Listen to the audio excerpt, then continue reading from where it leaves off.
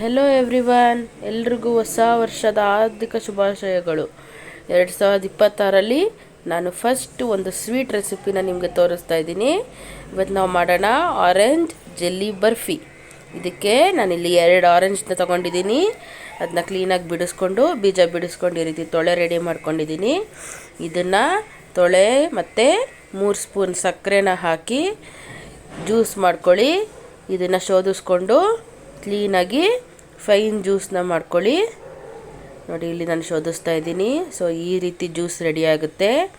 ಒಲೆ ಮೇಲೆ ಇಟ್ಟು ಈ ಜ್ಯೂಸನ್ನ ಕುದಿಸಿ, ಸೊ ಇದು ಬಿಸಿ ಆಗ್ತಾ ಇರಬೇಕಾದ್ರೆ ಇದಕ್ಕೆ 3 ಸ್ಪೂನ್ ಕಾರ್ನ್ಫ್ಲೋರ್, ನಾವು ಆಲ್ರೆಡಿ ಸಕ್ಕರೆನ ಹಾಕಿ ಮಿಕ್ಸಿ ಮಾಡಿದ್ದೀವಿ. ಸೊ ಇದಕ್ಕೆ 3 ಸ್ಪೂನ್ ಕಾರ್ನ್ಫ್ಲೋರ್ನ ಹಾಕಿ ಗಂಟಿಲ್ದಂಗೆ ಚೆನ್ನಾಗಿ ಕಲಸಿ.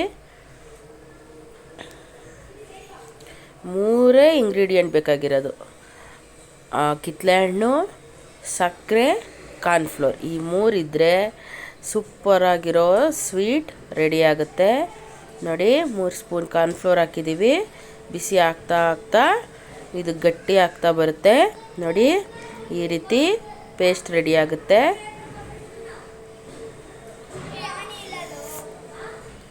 ಸೊ ಇದನ್ನು ಒಂದು ತಟ್ಟೆಗೆ ತುಪ್ಪ ಹಾಕ್ಕೊಂಡು ಸವರ್ಕೊಂಡು ಈ ಪೇಸ್ಟ್ನ ಇದಕ್ಕೆ ಹಾಕ್ಕೊಂಡು 2 ಅವರು ಫ್ರಿಡ್ಜಲ್ಲಿ ಇದು ಇಡಬೇಕು.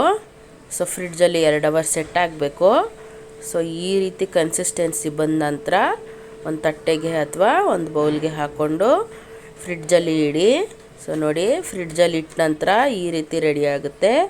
ಸೊ ಶುಗರ್ ಪೌಡರ್ನ ಮೇಲೆ ಕೋಟಿಂಗ್ ಮಾಡಿಬಿಟ್ಟು ಕಟ್ ಮಾಡಿಬಿಟ್ರೆ ಈ ರೀತಿ ಆರೆಂಜ್ ಜೆಲ್ಲಿ ಬರ್ಫಿ ರೆಡಿ ಆಗುತ್ತೆ. ನೋಡಿ ಎಷ್ಟು ಸಾಫ್ಟಾಗಿದೆ. ಸೊ ತಕ್ಷಣ ಸ್ವೀಟ್ ರೆಡಿ ಮಾಡ್ಬೋದು. Different type of sweet. ನೋಡಿ, ನೀವು ಮಾಡಿ ಮನೇಲಿ ಹೇಗೆ ಬಂತು ಅಂತ ಕಮೆಂಟ್ ಮಾಡಿ, ಶೇರ್ ಮಾಡಿ. ಹಾಗೆ ನಮ್ಮ ಚಾನಲ್ನ ಸಬ್ಸ್ಕ್ರೈಬ್ ಮಾಡೋದು ಮರಿಬೇಡಿ. Thanks for watching. Bye bye.